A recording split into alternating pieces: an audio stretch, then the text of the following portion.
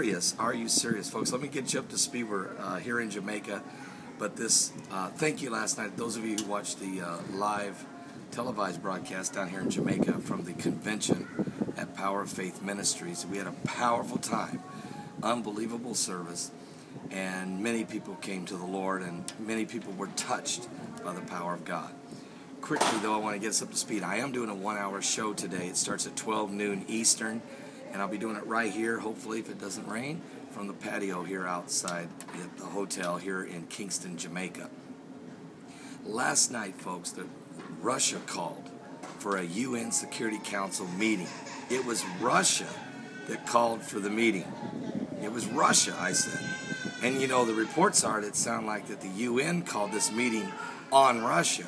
But it was Russia who demanded the meeting, and the reason is they feel the United States of America is creating trouble within the Ukraine to give, I guess, the UN the options, or to give the Ukrainians the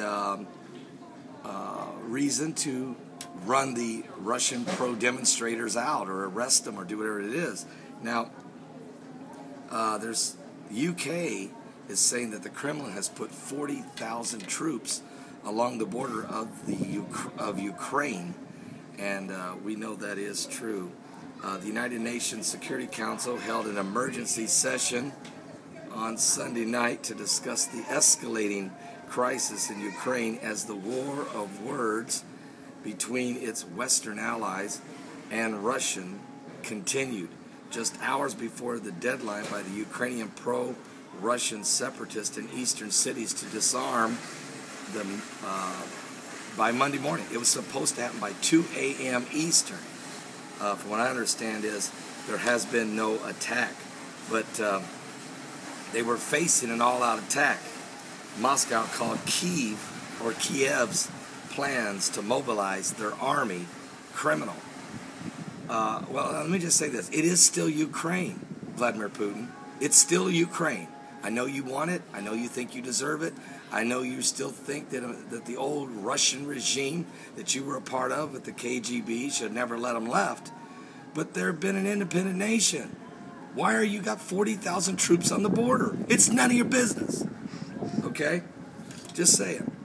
But since you're there, Samantha Powers, now the United Nations ambassador, is really blaming the Russians for stirring up the problem.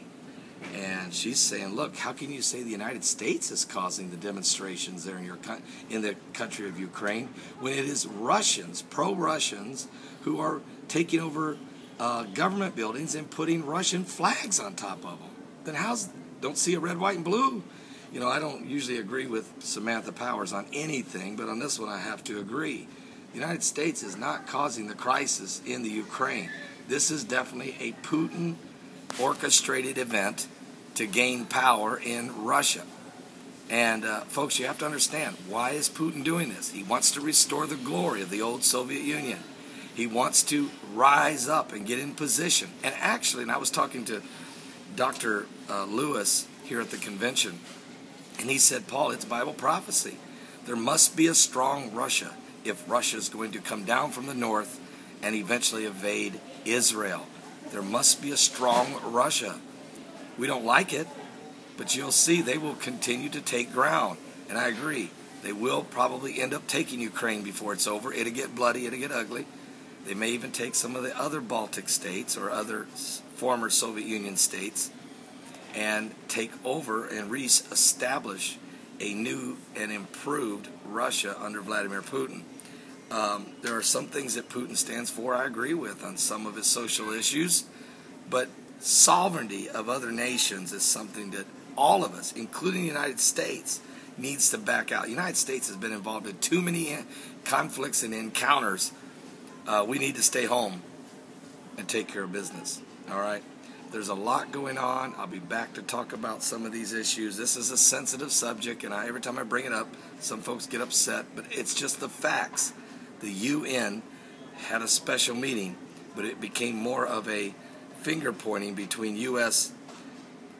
Ambassador to the United Nations, Samantha Power, and the Russian ambassador chirking. So I'll be back with some more current world events in just a moment.